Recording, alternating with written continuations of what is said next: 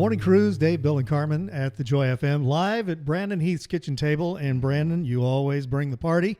Yeah. So why don't you introduce your guests? Since we're making you work now for that. That's right. I know, Right. exactly. So I invited some friends over this morning, and one just showed up, and I know you guys are giving me the big reveal here. Right. I think I should sing her song. Okay. And I like maybe it. that will just kind of like kick it off. Look what you've done. You brought me Tasha. Tasha Layton, everybody. Wow, good morning. I thought you were going to have pancakes today. Like, what's up with that? Well, I showed up and there's no pancakes. I know. We had them We earlier. ate them. Oh, okay. Okay. Actually, CB made breakfast tacos. Yeah. Oh, yum. She did. See? They were elite. I'm Next telling you, time. they Next were time. amazing. Tasha, we had met just briefly a year or so ago, but we've never had you on our show. Oh, I'm so excited to be with you guys. Welcome to the Morning Cruise. Thanks for Welcome having to me. the Morning Cruise. All right. We have given Brandon an assignment for today that he's fourth member of the show. So, Brandon, it's all you. Yeah. So I hear that you see this. I should have prepped. This is called show prep. Well, we did kind of Okay, and spring this it is on the you. part where I ask her a question. Now you have a lot more respect for radio DJs, right? I know. Yeah, I do actually. Well, we do interviews all the time. Yeah. And we can tell when it's going to be a bad interview. But then it's harder, like, you know, we don't necessarily prepare to interview someone else, though. We're always That's the true. one being interviewed. The interviewee. This is my Exactly. least. This is how you know it's not going to be great when they say, "So what do you want to talk about?" What? Oh, when you're Oh. sitting. Actually, okay, I'll ask the question to both of y'all because here's the thing. She's Carmen rescuing to the you. rescue. yeah. No, So- I've got some good questions, but go ahead. No, but it's true. And the thing about it is we love to pull back the curtain on our audience and tell our listening family how it really is. And it is true. One of my pet peeves, and you guys can speak into this, is when people don't do their homework, they don't do their research, and then you sit down and you know it as the person being interviewed if someone's not done their homework because they say, "What's your favorite scripture?" or "How did you get the title of your band?" Or if they ask you a question Yeah. and then 10 minutes later they ask you a question that's so similar to Similar. the first one, you know they weren't listening to the first answer. That is true. Exactly. That's That is happened to true. me a lot. Yep. So as artists, you guys do appreciate and you do know when people are prepped when you guys come absolutely. sit down. And I always say the best way to prep, which I probably should have done this, is just to go on our Instagram. That's true. It Just is a see great what way we've to been get up caught to. up. Yeah. That's true. You know what I mean? Yeah. Yeah. Yep. Okay, so I was just gonna say I love your new song, or your newest song. You've got newer songs, but Thank you isn't enough. Thank you isn't enough is a thank you for telling me about thank you isn't enough. It's really not enough to say Oh say my thank you. gosh. But I was gonna say, I know you're gonna worship through it. Oh if my anybody gosh. can, you can. do So it. tell me about that song. Worship through it. Well, you know, my husband and I wrote that with AJ and Matthew West. Oh, yeah, and, yeah. You know, we wrote it for our own community because we had just gotten Gabe's diagnosis. And Gabe was in Toby Mac's band for many, many years and, you know, a bandmate to my husband because my Gabe husband Patillo. plays Yeah. for Toby and his mom, you know, president of the GMA. And so we had just gotten his cancer diagnosis and it was just a really hard season for our community. And so we wrote the song for our people just to be able to worship through what we were going through. And then sometimes when you write something really personal, it ends up being very universal. And I think that's what happened with that song is we wrote it about a very personal thing and it ended up being more of a corporate worship song and churches have grabbed onto it and it's helped a lot of people. It's been an anthem for a lot of people. It's an incredible song, and it's funny that I sang "See Me Through It." I got this video the week that Gabe passed away. So Gabe is Toby's like front man, well, His right-hand guy. His right-hand man, yeah. And we will have listeners who knew his father, Leon No Patillo, Gabe Patillo, way. Yes. Okay. Yeah. Oh, was yeah. his son. Yeah. So Tasha and I have both toured with Toby over the years a ton. And if you're in Toby's camp you're going to know Gabe. He's just an amazing guy. Gabriel. He died of cancer a couple of years ago. It totally rocked our whole community. I have a song called See Me Through It, and I got this video sent to me the week that he died from Kyle Williams, the producer of that song. And it's Gabe and Terrian and 4 other people in a hockey locker room. Oh my goodness. Singing the background vocals for See Me Through It. So when you hear that song, that's them doing the like the choir. Yeah. And Gabe also sang on Ryan Stevenson's Eye of the Storm. Eye of the Storm. Yeah, that's right. That's verse 2. That's Gabe. So we wrote Worship Through It for Gabe and for our community. And then it ended up being a single. And I never anticipated releasing it in that way. We actually wrote 2 songs that day. That was one of them. And it just ended up being something that was really powerful for a lot of folks. And so very thankful for it in a live situation, a live setting. Even if people have never heard it, they can grab onto the lyrics. Tasha has been a fixture on the Joy FM for years, all the way back to 2018, and Love Lifting Me. Oh, yeah. So you guys played that yes, we one? did. Oh, that Yeah, means yeah. so much to me. I love that Look song. what you've We done. still do it live. Big hit. That one, our Yeah. audience knows how far your love will go. Into the Sea, It's Going to Be Okay. Love that song. Never with Matthew West. And then the Christmas song, God Made a Way, with Brandon. Our listeners will know that one as well. Nice. So, yeah. That So was we fun. have Tasha and Brandon sitting next to each other here. And you did a fabulous job with segment 1 of the interview, Brandon. Thank you. Just Thanks, guys. I'm just going to sit back now and let you take it away. Your job is done. I just want to know, because you brought it up, thank you isn't enough. You did that with the choir room, and you've just got to talk a little bit about the choir room. Okay, so I have been following Dwan Hill in the choir room for so long. I love everything they're doing. I love Dwan's heart. I think they are just an amazing group of people. We have friends who are on the board of the choir room, and they're just a group that we can really trust. So for those of us, or if someone's listening, tell us what the choir room is. I mean, basically, it's just Dwan directing a whole bunch of folks who Okay. want to worship in a room, and now they're doing collaborations and they're putting out music, and it's wonderful. Wow. And so when I wrote "Thank You Isn't Enough," we definitely wanted choir vocals on it, and I really wanted to have some guests. I've kind of been really into collaborations recently, and just wanting to do stuff with other artists. I love listening to other people's art and getting to experience that with them. And so I hit up Dwan and I was like, hey, do y'all want to sing on this? And we sent it to him, and he's like, oh my gosh, I love this. And so he agreed to it, and I was really thankful. It's such a fun, joyful song. 'Cause I think, when the weight of the world is kind of on your shoulders, the first thing to go is often joy. And I think for this song to be fun and just to have this sense of freedom about it, that's what I'm praying people get when they listen to it, is their joy. And what does it say in scripture? The joy of the Lord is our strength. So I really want people to feel that when they hear it. So do you remember, because I didn't know that you were, you're very versatile. You're a songwriter, singer, worship leader. Do you remember the first time and how old you were, or where it was, or anything about the first time you ever led a song that caused people to connect with God?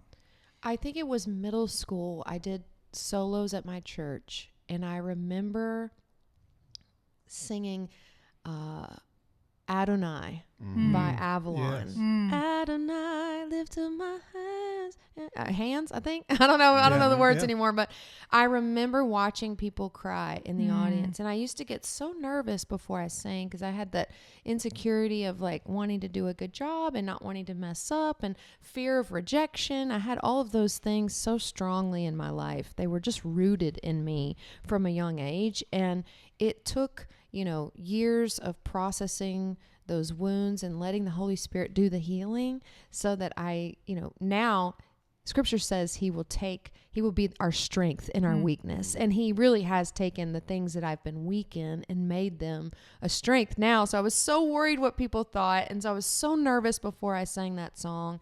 And then I saw people connecting with God and crying in the audience. And I just knew that it wasn't about me. I was like, this is not about me. This is, what can I give to people? What do I have in my hand that will serve people? And I think I've always had that desire in my heart since I was a little girl. It's like, I don't care what I do as long as I can help people. And anyway, that's a long answer to your question, but I think it was Adonai by Avalon. Wow. Brandon, you still doing okay over there? I'm still awake. Yeah, I'm fine. I'm Keeping your attention okay? Well, I'm trying to think of a good question just in case y'all point to me Point to again. you It could again. happen. Okay. Better Your have one. table is pretty clean considering you have kids. I know. My table is not this clean. Speaking of which, because you have 2 kids, Yes. right? And I imagine you have to make them sort of part of life. Let me do it this way. When an artist comes in, and we talked about some of the songs that we've played, we get to know the artist first through the song. So the first single comes along, and suddenly that is the identity of that artist for us. So since this is the first time we've sat down with you, we got to get past the song and get to the person. So I know a few things. I know that you've taught at Trevecca Nazarene. Yep. I didn't know that. What'd you Yeah. teach? I taught theology and Wow. worship Oh, and wow. voice. You and Bill need to just sit in the Oh, corner my- for a I little know while. I Yeah. had a big wind up for a theology question for you, but then it was getting long. So I just Bill is he's a pastor, theology love guy, that. and he was a vocal major. So Oh, we Y'all have a could lot just- in common. there's something else we have in common. We'll get to it. though. Okay. the easy one would be, I know you were on American Idol season 9. We could talk about that, but we're not going to because Thank that was you. season 9. Thank you.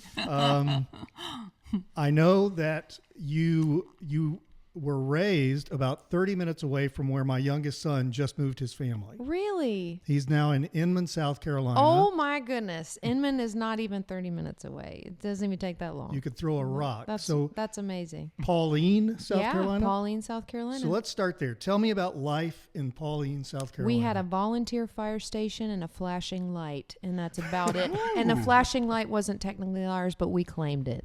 So it was a very small town.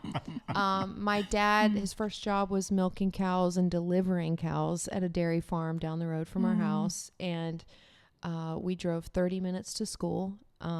We were out there a little bit, but you know, my parents took us to church every time the doors were open. But what I knew of God was sort of the hard pew and the frilly socks that itched because I'm a child of the 80s. And when I switched churches when I was 8 or 9 years old, I felt the presence of God for the first time. And that's when I sort of started, you know, seeking him. I wanted to know scripture. I went on missions trips, joined the youth worship team. But then I was really hurt in church. And I think a lot of people can relate to that story of church hurt, and not a shallow hurt. It was a pretty deep wound, and my family left the church. I left the church split. It was so bad and toxic. And I went searching, and I tried every religion I could find because I was hurting and I needed help. And at the end of that road of searching, I just realized a couple things. One was that I was trying to pursue God or reach him or reach enlightenment when all the while he is pursuing us. Emmanuel, God with us. We only love because he first loved us. He makes the first move. And the second one was that Jesus was the one with the power. Power to heal, power to save me, give me peace that passed my own understanding. And so I forced myself to go back to church. And I didn't like it. I just kept going because I thought, at some point, this has got to stick because I've tried everything else.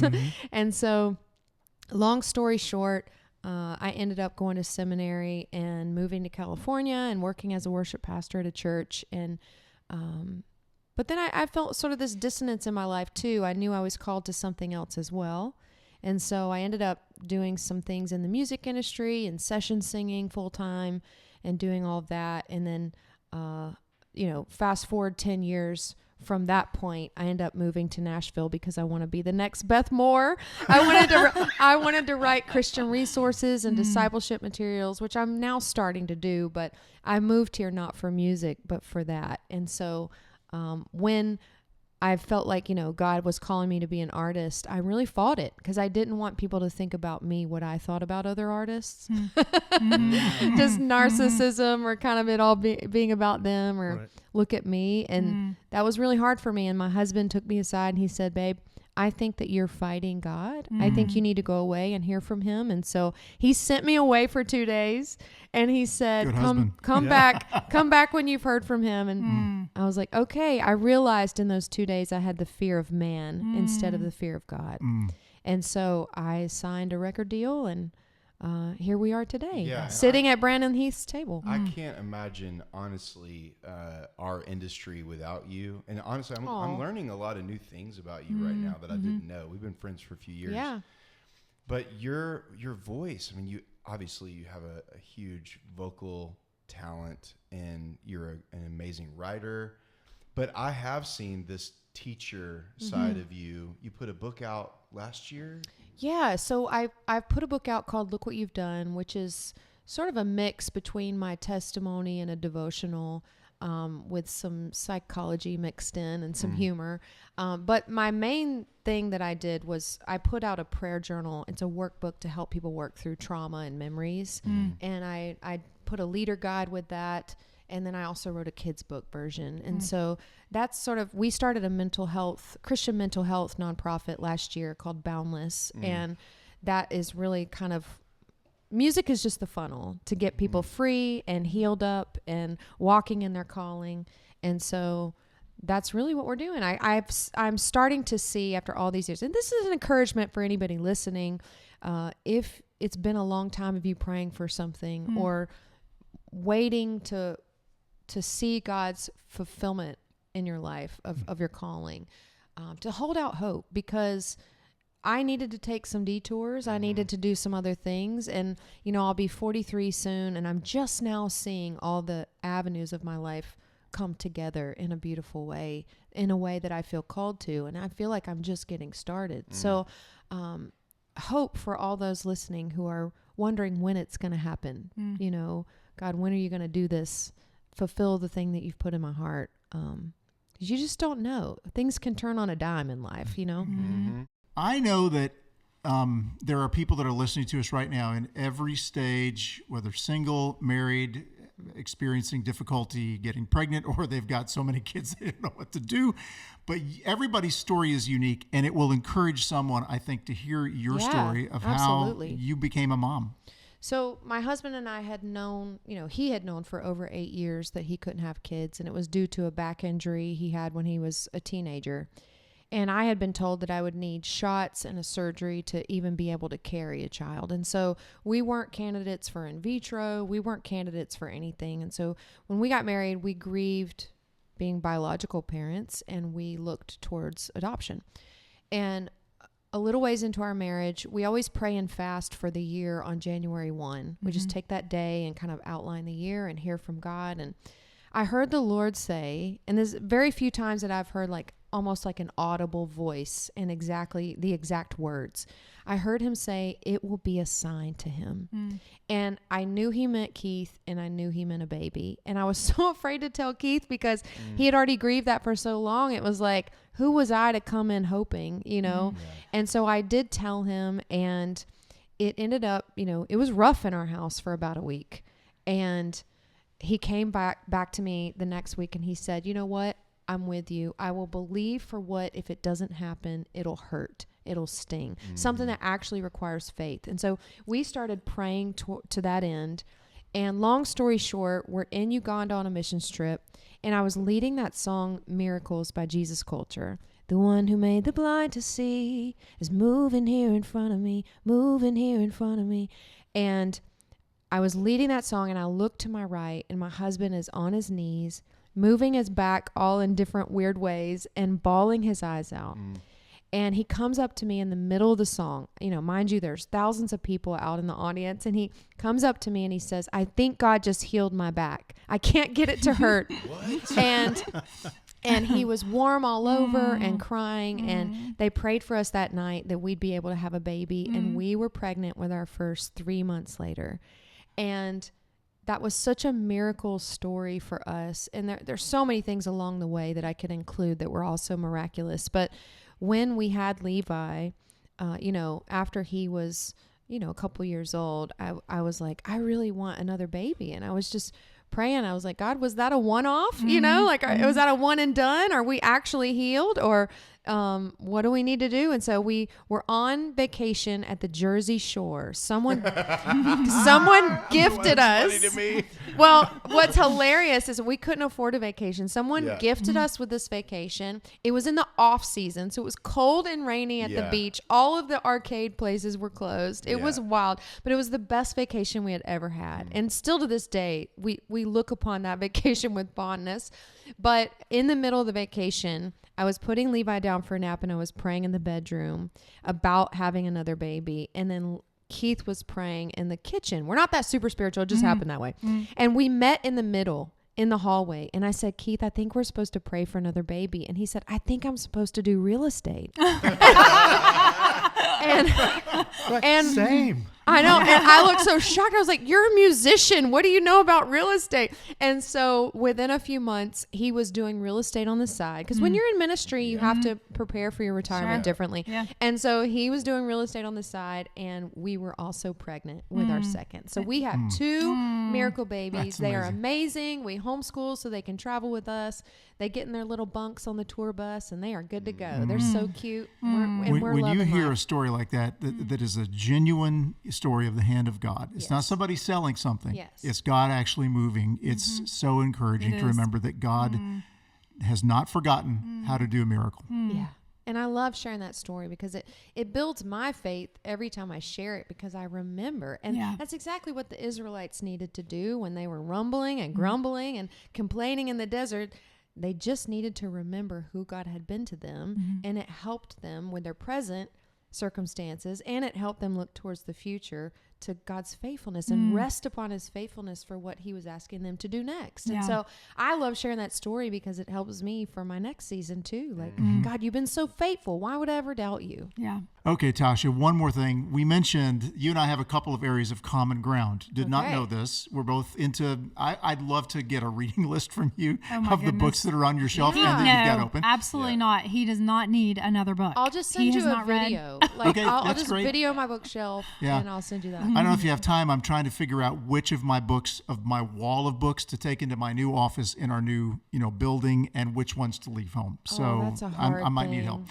The other thing is that I actually checked out of culture when I was a younger man in my 20s for about a decade. I checked out of culture, turned off TV, just didn't go there at all. I don't watch a lot today, but you have a story like that as well. Okay. Did you know that about me before today? I'd heard it. Okay. I'd heard it, yeah. I stopped watching television in high school and I never started back. So I've seen a couple of shows on Netflix over the, I don't know how many years ago that Love was. on the Spectrum? No. That's my favorite show. Listen, I just started watching that. Oh my goodness. I mean, it's We're been almost 30 years. She's trying to tell us, I don't watch I don't television. watch TV. We're like, We're going, but you should watch this show. Yeah. I've heard about that show Yeah. because my sister-in-law works at a group home. And Okay. so Aw. she, said it's so wonderful and It is beautiful, sweet. but I've heard about it, but I have not seen any of it. But yeah, I stopped almost 30 years ago and I literally never started back. And it's been great. I don't have any, need to watch it or any desire, really. I mean, So I am curious though, where do you get your news, or do you just kind of? my husband is obsessed with the news, so Okay. all I have to do is be around him for 30 seconds, And you he know. will You'll fill me know in. what's Yeah. going on. Exactly. Yeah. Okay, so I thought we'd play a little wrong goodness. answers only TV trivia edition here. Oh with my you. gosh. So I just have a few questions, and I'm going to go through them as quick as possible, and Okay. I want you to give the wrong answer, which implies that she knows the right answer, right? So we'll find out. I probably Number one. don't know the right answer, which We'll is going to see. make this We'll just even see. funnier. Here we go. Number one, who lived in a pineapple under the sea? Charlie Brown. Perfect. Good That's answer. great. That's Good awesome. answer. Okay, number two, what city did the show Friends take place in? Los Angeles. Wrong. Who was the Fresh Prince of Bel-Air? Who played it? Will Smith. Okay, that's the right answer, which In means West Philadelphia, born and raised on the playground is where I spent most of my days. I know the entire rap. I do know that. We just learned something we didn't know. Yeah, Right. yeah. What did Buffy do for a living? A vampire. Slayer. Close. A vampire There you go. slayer. Which There you is go. the She's right just- answer, which is... And she's slaying the answers. She's giving all the right I know. ones. Okay, what did the castaways on Lost crash in? A boat. That's incorrect. It was a plane, which is Yeah, good. that's good. And the last one, what's the name of the coffee shop the Friends gang always went to? No clue. So Starbucks. I mean, ish. It was pre-Starbucks. What was the name of it? It was a coffee shop. It was the Perk. The Central Perk. Perk. Yeah, Central Perk. Yeah, Yeah. that's it. All right. Well, you did well. Congratulations. You've won lunch at Brandon Heath's house. So Okay, that's amazing. Congratulations. Thank you.